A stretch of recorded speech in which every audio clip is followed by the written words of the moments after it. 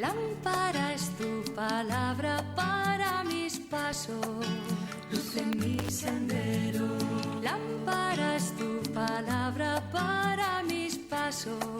Buenas tardes, queridos hermanos y hermanas. Es la luz, luz, tu palabra es la luz.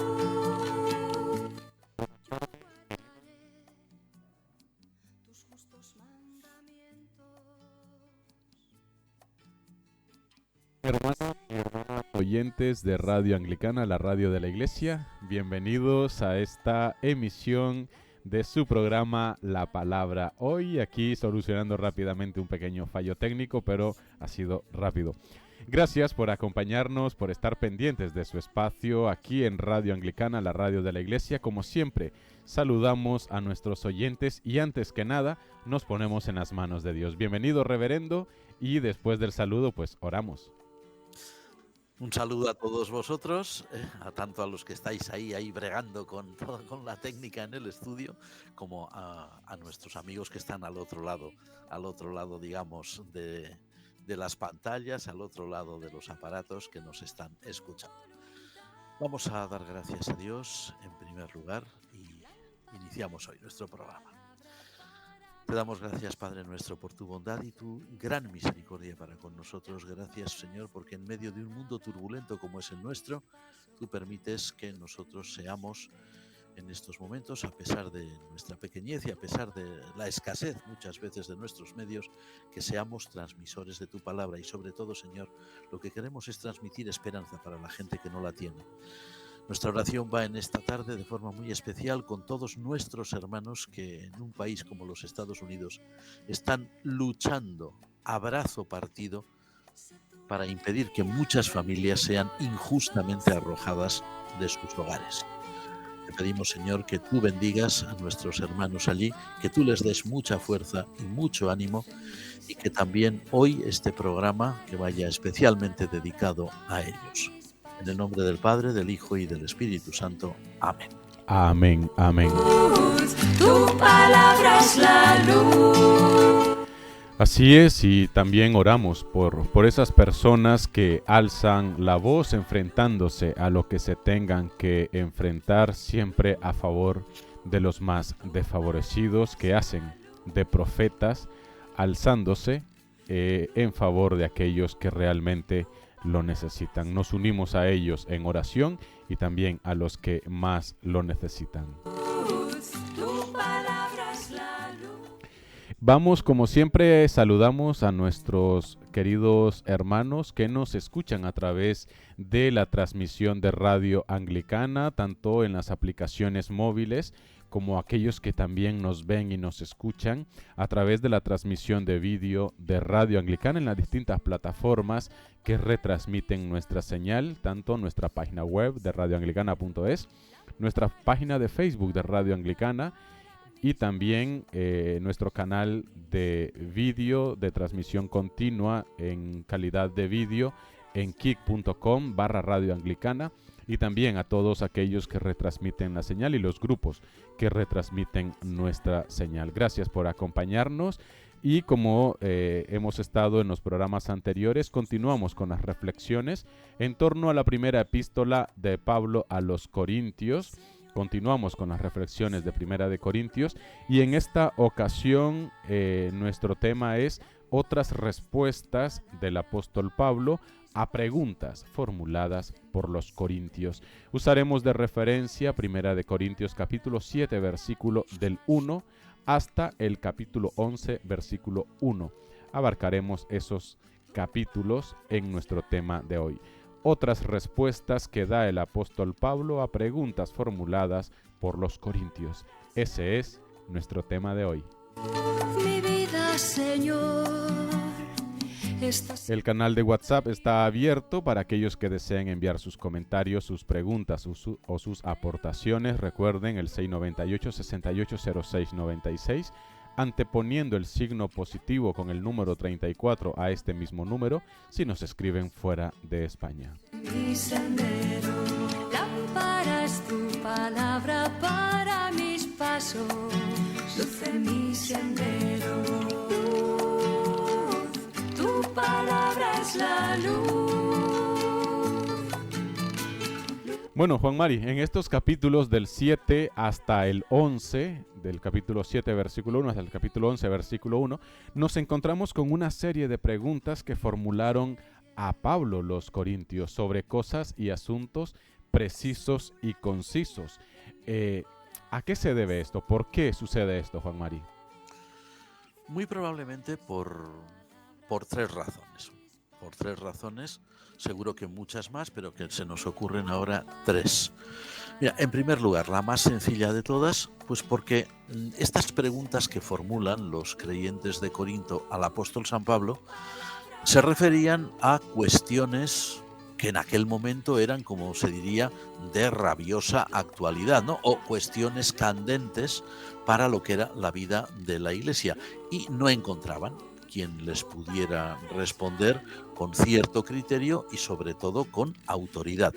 Ahora, en segundo lugar, podríamos pensar también porque aquellos hermanos que formularon estas preguntas al apóstol San Pablo, ellos eran muy conscientes de que vivían en una comunidad, como habíamos visto hacía ya bastantes programas, una comunidad dividida, una comunidad en la que había facciones, en la que había gente que pensaba de una manera y que parecía que militase en contra de otros que pensaban de otra, etcétera, ¿no? Ellos eran conscientes de que en una comunidad tan sumamente fragmentada, cualquier chispa que saltara, pues podría acabar en un gran incendio, ¿no? O sea que la comunidad podría desaparecer. Al preguntarle al apóstol San Pablo por este tipo de asuntos concretos, lo que estaban era intentando curarse en salud y evitar males mayores. Y en tercer lugar, se nos ocurre, porque ellos debían entender claramente que el apóstol San Pablo, que era quien había fundado la comunidad de Corinto, que era quien había predicado en Corinto, era la persona adecuada para responderlas, dada su autoridad apostólica. Probablemente por estas 3 razones y quizás por alguna más también. Lámpara es tu palabra para mis pasos. Entre los asuntos que tratan, podemos notar que hacen mucho hincapié, Juan Mari, en el matrimonio y el celibato. ¿Cuál sería la razón de que esto preocupaba tanto a la comunidad de Corinto? ¿Y qué respondió Pablo al respecto? Bueno, vamos a ver, en todas las sociedades humanas, las antiguas o las actuales, eso da igual, la cuestión del matrimonio siempre supone un gran paso en la vida de la persona, ¿no? Sea hombre o sea mujer, ¿no? De forma que en cada cultura, cada pueblo, cada civilización, pues el matrimonio viene muy estrictamente reglamentado, o bien por las costumbres locales, o bien incluso por las leyes, ¿no? Dadas sus consecuencias civiles, ¿no? Y también sus consecuencias particulares en la vida de cada uno. A ver, la cultura en medio de la que se movía San Pablo allí en Corinto, que era la cultura helénica, o si queremos decir ya la cultura greco-latina, bueno, pues en aquella cultura se exaltaba el matrimonio, se lo veía como una institución buena, una institución incluso necesaria, pero sin embargo es curioso, aquella cultura rechazaba por completo el celibato, no lo veían bien. Fijémonos en un pequeño detalle. De toda la mitología griega, que luego también pasó a los romanos, los dioses, por lo general, que eran masculinos o femeninos, bueno, pues por lo general eran dioses casados, dioses que tenían su esposa o sus esposas, ¿no? Y eso se veía como el estado ideal. Eran muy pocas las divinidades que pudiera decirse que eran célibes, es decir, que mantenían un celibato. Nos vienen a la memoria dos diosas, concretamente, que no es que fueran célibes, sino que es que eran rabiosamente célibes. Una de ellas era la diosa Atenea, la patrona de Atenas, concretamente, y otra diosa era Artemis, la diosa cazadora, ¿no? Una diosa que odiaba el matrimonio, una diosa que rechazaba el matrimonio, ¿no? Claro, entonces, siendo que eran tan pocas las divinidades célibes, las personas que eran de cultura griega o romana veían el celibato en los seres humanos como algo trágico, algo terrible, y peor todavía, se consideraba que una persona que hiciera un voto de celibato, entre ellos, era una persona cercana a la soberbia y a la insolencia contra los dioses, porque se enfrentaba al orden natural en el cual el matrimonio era lo común. Hay una historia concretamente que es la historia, un mito, ¿no? El mito de Hipólito, un joven hijo del rey Teseo de Atenas, que precisamente por ser tan rabiosamente célibe y rechazar el matrimonio, los dioses lo consideran insolente y muere en unas circunstancias trágicas, ¿no? Claro, San Pablo, que vive en medio de esa cultura, que se mueve en esa cultura, sobre todo ahí, en la ciudad de Corinto y en Grecia en general, claro, San Pablo considera, por el contrario, que ambos estados, es decir, el matrimonio y el celibato, son dos maneras de honrar a Dios. Pero, curiosamente, y en contra del pensamiento general de aquella cultura antigua helenística, daría la impresión de que San Pablo tiende a exaltar el celibato como una expresión, vamos a decir así, más alta de consagración al Señor.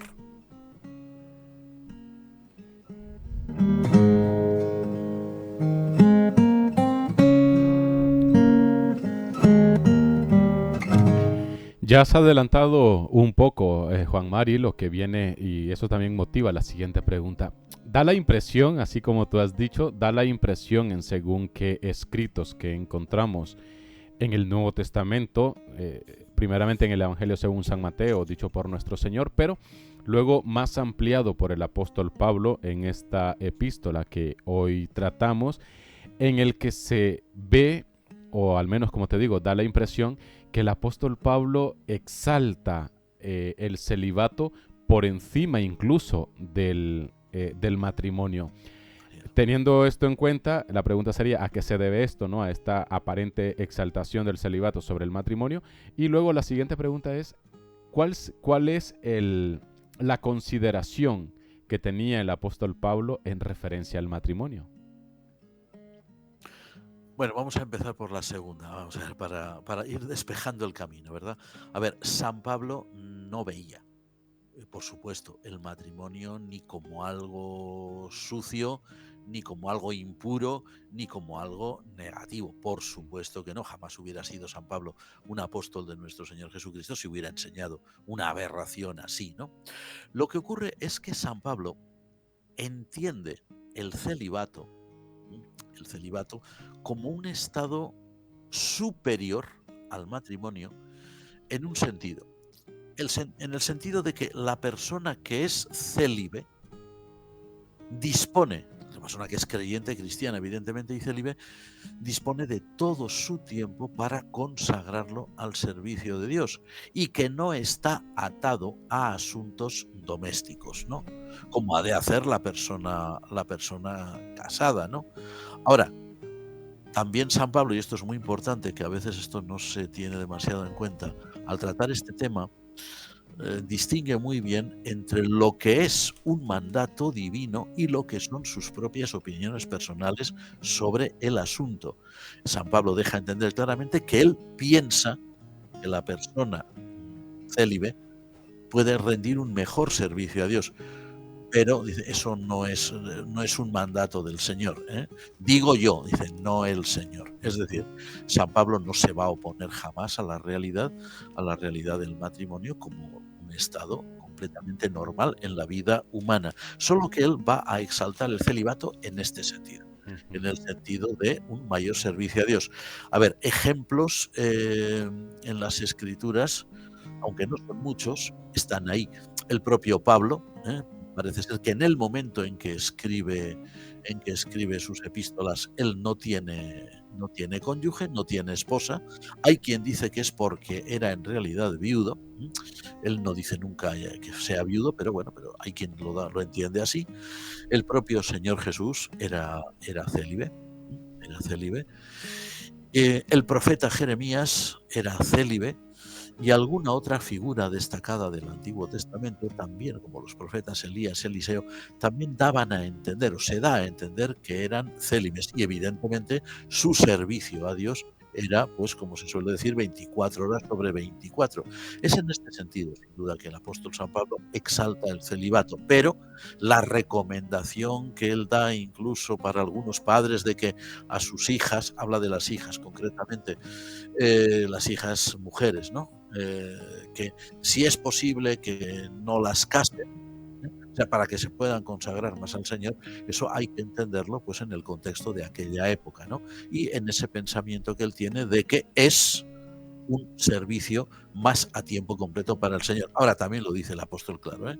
Si alguien piensa que no es propio que su hija se le pase la edad sin casar, pues que la case. No está cometiendo ningún pecado ni ningún crimen, naturalmente.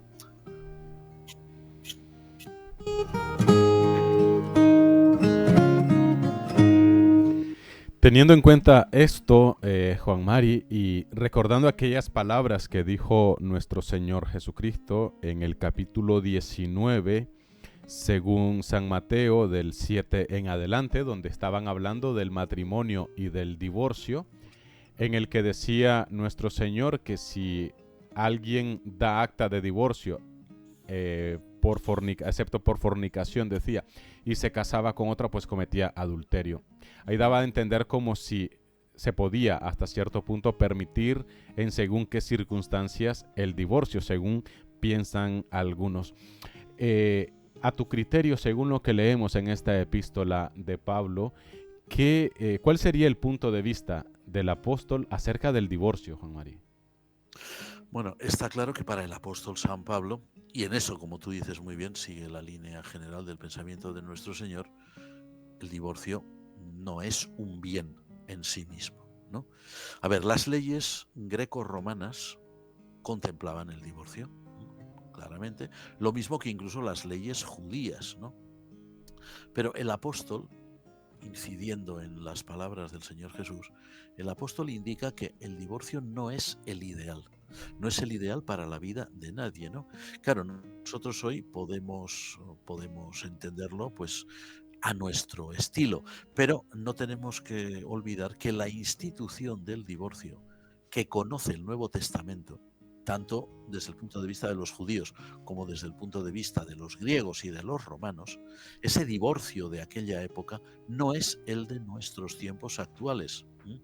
Por lo cual, no siempre, y esto ahí tenemos que ser prudentes, no siempre resulta adecuado enarbolar la Biblia, por ejemplo, ante un caso de divorcio de nuestros días. Podríamos equivocarnos.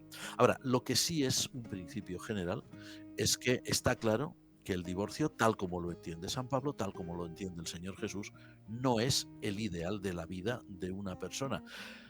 Pero, eso sí, es una realidad que existía en aquel momento, lo mismo que existe hoy, es una realidad ante la cual, como creyentes, incluso como Iglesia, no podemos mirar para otro lado y decir no existe. Al contrario, existe y es necesario dar una respuesta a todas las preguntas que puedan llevar a esta situación, y es necesario, lógicamente, una pastoral de personas que se vean impelidas al divorcio o que estén realmente divorciadas. Ya decimos, ni para Jesús ni para el apóstol San Pablo es el ideal de vida, pero es una realidad.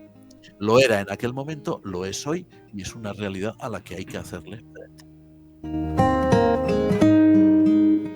Un querido oyente de Radio Anglicana en este momento nos pregunta, Juan Mari, que si en aquel tiempo el divorcio era una realidad, a como lo sigue siendo hoy, ¿qué se perdió en el camino que en algunas confesiones causa terror hablar de divorcio? Bueno, es que, bueno, agradecemos muchísimo a nuestro amigo su pregunta, evidentemente.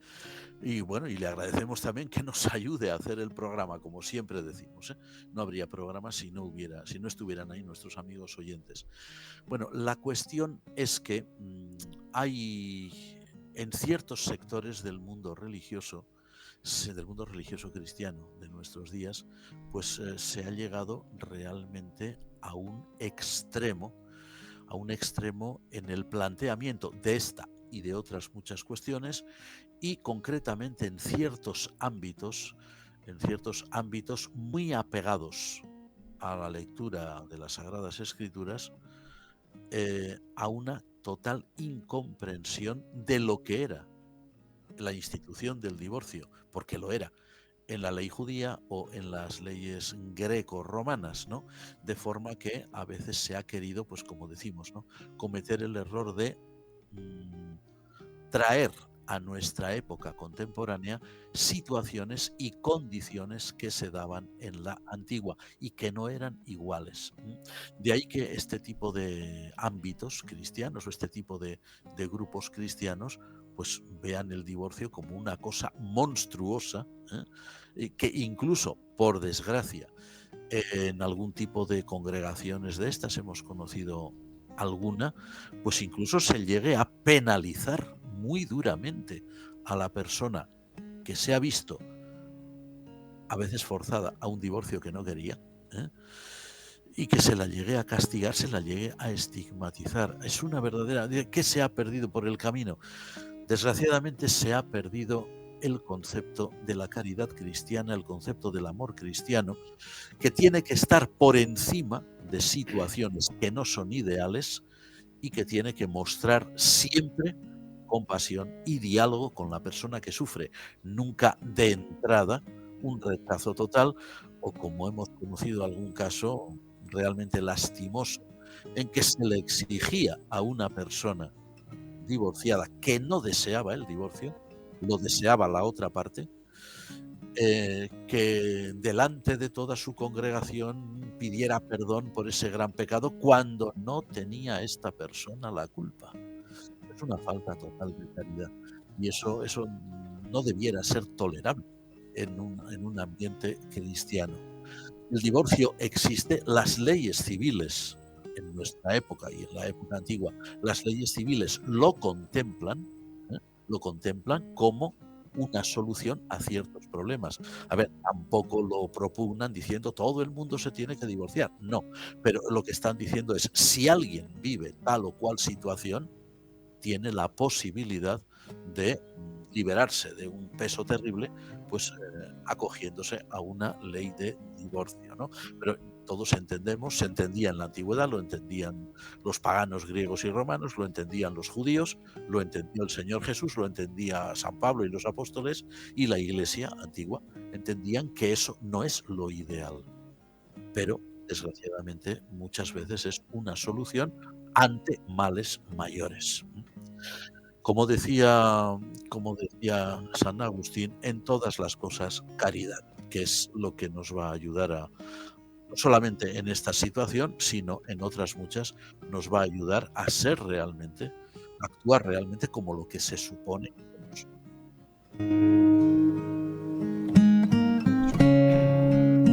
Bueno, una pregunta doble pero rápida, Juan Mari. ¿Qué es el Privilegium Paulinum y a qué se le da este nombre técnico? Privilegium Paulinum en latín significa privilegio paulino, evidentemente. Se le da el nombre, es un nombre técnico, ¿verdad?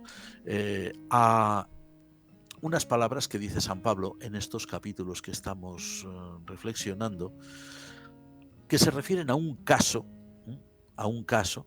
el único al parecer, en que San Pablo toleraría una separación matrimonial, una ruptura matrimonial, que es cuando un cónyuge no creyente no desea continuar la relación con su cónyuge creyente, ¿no? En este sentido, el apóstol San Pablo lo dice bien claro. Si esa persona no desea convivir con el cónyuge creyente, pues que se vaya, que lo deje tranquilo, porque a paz nos ha llamado Dios, ¿no? Es decir, que no sea esa vida conyugal de esas personas un auténtico infierno. A esto se le llama el privilegium Paulinum, es decir, al hecho de que San Pablo concebía la separación en ese caso en que hubiera diferencias, por ejemplo, religiosas graves, un creyente cristiano que hubiera contraído matrimonio con un pagano, o que en una pareja pagana uno de los dos se hubiera convertido al cristianismo y por lo tanto pues para la otra parte hubiera sido algo intolerable y por lo tanto le hiciera la vida imposible a esa persona, ¿no? La separación para evitar males mayores. Ese es el privilegio paulino. Luego venimos con estas palabras raras, Juan Mari. ¿Qué es un idolotito? Ojo, idolotito, no son idolitos, como decía uno por ahí. ¿Qué son idolotitos y cuál era el problema que tenían los corintios con los llamados técnicamente idolotitos? Bueno, los idolotitos, a ver, eso es un asunto propio del siglo I y esto ya no se da, ¿no? Y los cristianos actuales no estamos ya concernidos por estas cuestiones. O sea, un idolotito es carne, o sea, carne para consumo humano, pero carne consagrada a ídolos, es decir, consagrada a dioses falsos. Esto a nosotros hoy nos parece una cosa muy extraña, pero en la época en que vivió San Pablo no lo era. A ver, en aquel momento y toda la antigüedad, especialmente en Grecia y en Roma, el comercio de carnicería estaba siempre vinculado a los templos, es decir, a los templos de los dioses que adoraban en Grecia y en Roma, ¿no? Y en todo el mundo de cultura greco-romana. O sea, eso quería decir que toda la carne que se vendía, por ejemplo, en el mercado, había pasado primero por aquellos templos y de alguna forma había sido consagrada a las divinidades que allí se adoraban, ¿no?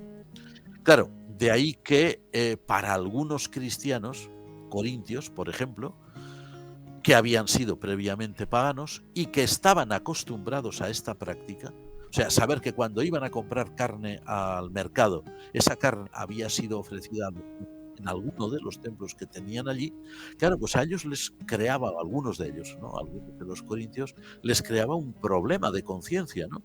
Comer carne, ya que la asimilaban de forma consciente o inconsciente a aquellos dioses paganos, considerados ya como demonios. Entonces, claro, si estos hermanos corintios, que tenían este escrúpulo de conciencia, veían que otro cristiano comía de aquella carne que se vendía en el mercado sin ningún tipo de miramiento, aún sabiendo que había sido consagrada a los ídolos, pues eso les generaba un auténtico problema moral y les generaba pues discusiones muy grandes, podemos imaginarlo, ¿no? ¿Tú por qué estás comiendo eso si eso ha sido consagrado a la diosa tal o al dios cual? Entonces, bueno, ¿y qué más da? Si eso no existe, ¿no? Era un problema real para ellos, para nosotros hoy eso ya no lo es. Casi lo mismo que las festividades públicas, ¿no, Juan Mari? Que siempre un acto público, una festividad pública siempre comenzaba con una procesión de ídolos, con un ritual, y por eso era que estaban prohibidas, no porque un juego estuviese prohibido en sí, sino porque estaba dedicado a un ídolo, a un dios, ¿no? Sí. Y se hacía siempre un sacrificio público que lo organizaban las propias autoridades civiles, porque en su mentalidad, en su cultura, el hacer esos sacrificios era lo propio antes de comenzar cualquier tipo de actividad. Tenemos que tener en cuenta que es una cultura pagana y por lo tanto la presencia de templos, de imágenes de dioses y la presencia de sacrificios constantes era normal para ellos. Y ante esos casos, ¿cuál fue el consejo del apóstol Pablo? ¿Qué les dijo, Juan Mari? Pues fue un consejo muy sabio y diríamos que es un consejo doble. Mira, por un lado, San Pablo lo dice bien claro. Comer o no comer, eso no es la cuestión, sino ser cristiano en todo momento y lugar. O sea, si coméis, si bebéis, si hacéis otra cosa, hacedlo todo para la gloria de Dios. Porque los ídolos, como dice el propio San Pablo, no son nada en sí mismos. No representan entes reales, sino entes de ficción. Entonces, un ídolo, por ejemplo, de un dios, vamos a suponer que hemos mencionado antes la diosa Atenea y la diosa Artemis, ¿no? Podríamos haber mencionado a Zeus o Júpiter para los romanos. Pues llevar una cosa de un carne, por ejemplo, para consagrarla a uno de estos dioses era como consagrarla al aire, porque esos dioses no existen, ¿no? Simplemente eran representaciones plásticas de creencias equivocadas. Eso por un lado. Por el otro, el creyente cristiano que es maduro, que no tiene ningún tipo de problema con estas cuestiones, ¿no? Claro, el creyente maduro ha de procurar no escandalizar al creyente débil, que aún está lejos de la madurez espiritual. Pero cuidado, que esto puede ser un arma de doble filo, porque siempre puede haber quien diga, no, a mí me escandaliza todo, yo soy un creyente débil, ¿no? Esos creyentes que algunos llaman creyentes Peter Pan, es decir, que son siempre niños que nunca crecen. No, cuidado. El ideal, al que indica San Pablo, evidentemente, es que el creyente que hoy es débil, mañana deje de serlo. Pasará por un proceso, pero un creyente no puede estar siempre en una situación de debilidad o de flojedad mental. Es alguien que debe crecer espiritualmente, ¿no? Pero el principio de no escandalizar al creyente débil es un principio cristiano, esperando siempre que el creyente débil deje de serlo. No creyente, sino débil. O sea, como decimos, este tipo de situaciones no se dan en nuestro mundo, no es algo que hoy a nosotros nos pueda siquiera afectar. Vamos, mucha gente que lee esto en el Nuevo Testamento se queda sorprendida, dicen, pero ¿qué pasaba allí? No hemos vivido nosotros nada de esto. Ahora, el principio de no escandalizar a los más débiles sí que es una gran enseñanza apostólica, que es permanente, pero como decimos, para ayudar al creyente que es débil a que algún día sea también un creyente fuerte, un creyente maduro. Hay algunos eruditos, especialistas, Juan Mari, que señalan que el capítulo 10, versículos del 1 al 11, es un texto de gran importancia. A ver, toda la epístola es importante, pero dicen que allí se encuentra una especie de esencia, ¿no? de gran importancia. ¿A qué se debe o por qué pasa esto, Juan Mari? ¿Qué contiene esos 11 versículos del capítulo 10? Sí, estos 11 versículos de este capítulo, del capítulo 10, como muy bien has indicado tú, son un testimonio, vamos a decir así, de altísimo valor histórico acerca de cómo consideraba la Iglesia del siglo I, no solamente la Iglesia de Corinto.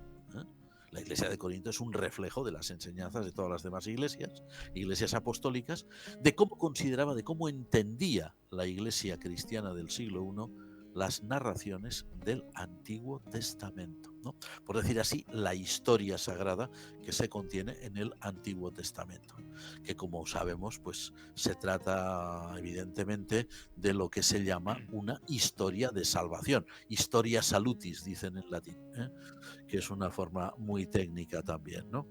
Y esa historia la entiende la Iglesia, atención a esto, la entiende la Iglesia a la luz de Cristo. O como dicen muchos eruditos cristianos hoy, a la luz del evento Cristo. Que es una buena expresión, está muy bien lograda. Sí. A ver, el Antiguo Pacto, el Antiguo Testamento, lo que está diciendo San Pablo, tal como él lee esta historia antigua del pueblo de Israel, el Antiguo Pacto apunta indefectiblemente a Cristo. Es decir, solamente encuentra su significado más auténtico, más intrínseco en Cristo Jesús. Solo ve su realización, solo ve su cumplimiento perfecto en Cristo. Y es así como debe ser leído por la Iglesia en su devoción y en su interpretación piadosa, ya sea cada creyente cuando lee, por ejemplo, el Antiguo Testamento para sí mismo en su casa, o incluso cuando se lee y se expone, se proclama la palabra de Dios en la Iglesia, en el púlpito o donde sea posible, donde se haga un oficio religioso. Eso, por supuesto, sin menoscabo alguno de los avances en los estudios bíblicos, evidentemente, que siempre se tienen que tener en cuenta. Pero la interpretación fundamental del Antiguo Testamento es Cristo, apunta a Cristo, señala a Cristo, se cumple en Cristo y por lo tanto solo a través de Cristo podemos hallar el verdadero sentido espiritual que tenía el Antiguo Testamento. Eso es lo que hace San Pablo en este texto, que como decimos es un testimonio impresionante acerca de cómo la Iglesia antigua entendió el Antiguo Testamento.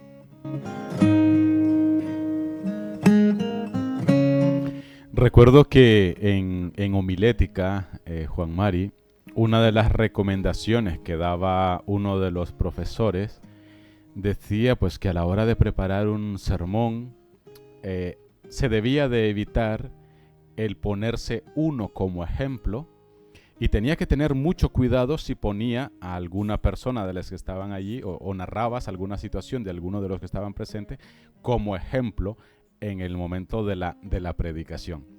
Dicho lo dicho, en estos pasajes que leemos de Pablo en esta epístola, en muchas ocasiones, por no decir casi todas, él se presenta como ejemplo en cada cuestión que le han realizado, en cada pregunta que le han realizado los corintios. ¿A qué se debe esto, Juan Mari? San Pablo sí está prohibido.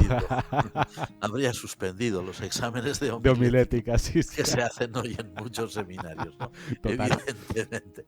Bueno, San Pablo cuando se presenta, por ejemplo, en este caso a los Corintios, pero también a algunas otras epístolas, ¿verdad? Cuando se presenta como un ejemplo, ¿no? O como un modelo, ¿no? De todas estas cuestiones, evidentemente él no lo hace por vanagloria. Es muy evidente, leyendo clarísimamente los textos que escribe se nota que no lo hace por ese motivo, ¿no?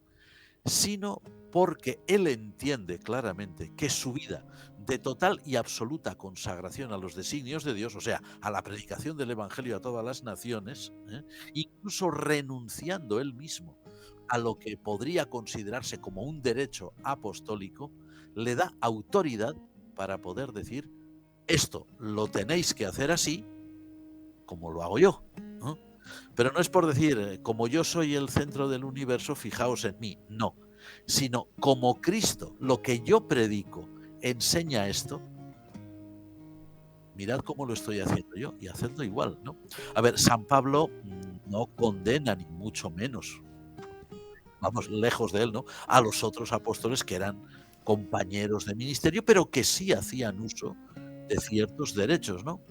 Pero, sin embargo, puesto que San Pablo se entiende a sí mismo como alguien que tiene, por decir así de alguna forma, un ministerio muy específico, diferente al de los demás, y que él también es portador del Espíritu de Dios, bueno, pues se atreve a decir, pues haced esto como lo hago yo.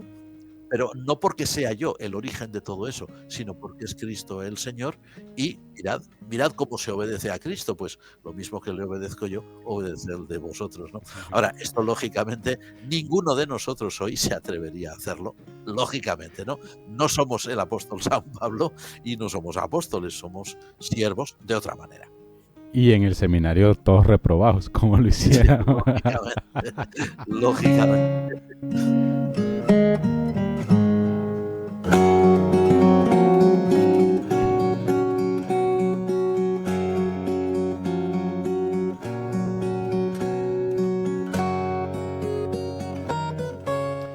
Bueno, Juan Mari, para finalizar, me gustaría que en una frase, en una palabra, nos dijeras con qué nos podríamos quedar hoy del estudio que hemos tenido de estos 4 capítulos de esta sección de hoy que hemos tratado. ¿Con qué nos podemos quedar, Juan Mari? Nos podríamos quedar muy bien. Lo habíamos anunciado, no, lo habíamos anticipado antes sin saber que ahora íbamos a decir esto. Con esas palabras que dice San Pablo en el capítulo 10, versículo 31, que habíamos mencionado. Ya sea que comamos, bebamos o hagamos cualquier otra cosa, sea todo siempre para la gloria de Dios. Es decir, que todo en nuestra vida exalte el nombre de Dios ante el universo entero. Creo que eso sigue tan vigente hoy como cuando San Pablo lo puso por escrito. Y eso es para todos los creyentes. Totalmente, pues ahí nos quedamos con este resumen de la sección de hoy, que es un principio de vida cristiana, Juan Mari. Yo creo que es muy importante que toda nuestra vida sea como una continua y constante alabanza y oración a Dios, y que todo lo que hagamos o dejemos de hacer, también hay que decirlo, que sea para su honra y para su gloria. Así es. Así que, pues, queridos hermanos, ha sido todo por hoy. Gracias por acompañarnos aquí en su programa La Palabra Hoy. También gracias a nuestro querido hermano, el reverendo Juan María, por este tiempo que dedica, que comparte con nosotros, y pues que todos, y en nombre de nuestros oyentes también te lo hago saber, Juan Mari, lo agradecemos. Soy yo quien lo agradece, como sabéis bien, ¿eh? El privilegio de estar en Radio Anglicana, eso es algo que no se tiene todos los días. Muchísimas gracias a todos vosotros, hermanos y amigos que estáis ahí, a los equipos de Radio Anglicana que están en Zaragoza y al reverendo Noel que lo dirige. No se tienen todos los días, dice Juan Mari, pero sí lo tenemos los martes, los miércoles y los domingos, que son los días en que nuestro querido el reverendo Juan Mari tiene sus espacios aquí en Radio Anglicana. El martes, como sabéis, la píldora de fe; el miércoles, la palabra hoy con su respectiva repetición en sábado; y los sábados por la noche y también domingo, en 3 ocasiones, el Evangelio y la predicación en euskera.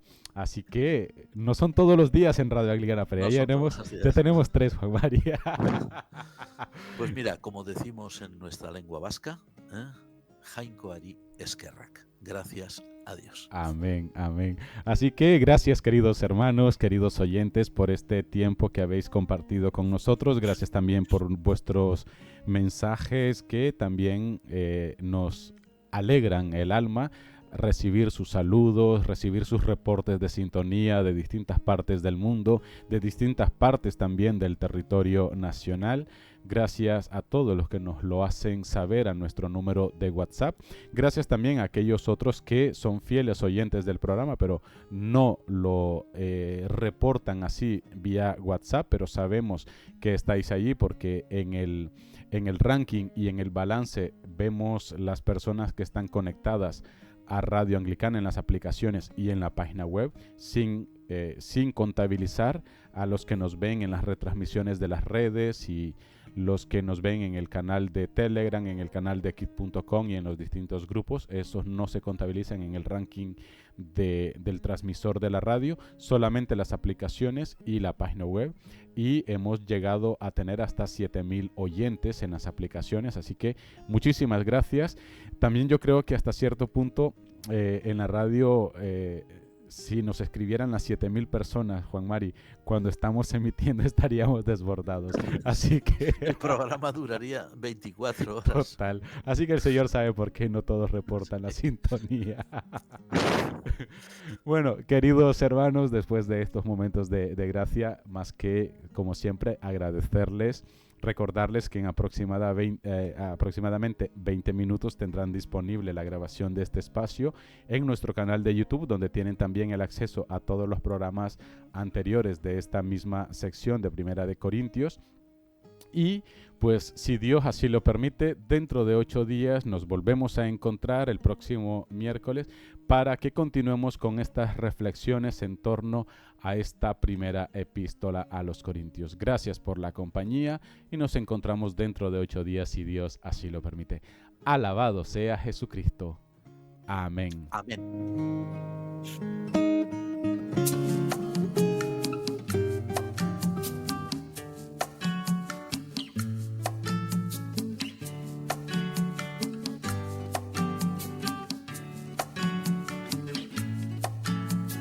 Lámpara es tu palabra para mis pasos, luz en mi sendero.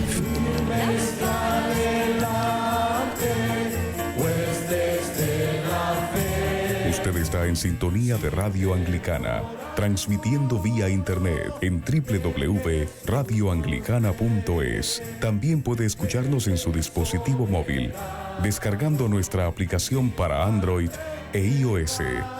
Radio Anglicana, la voz de la Iglesia.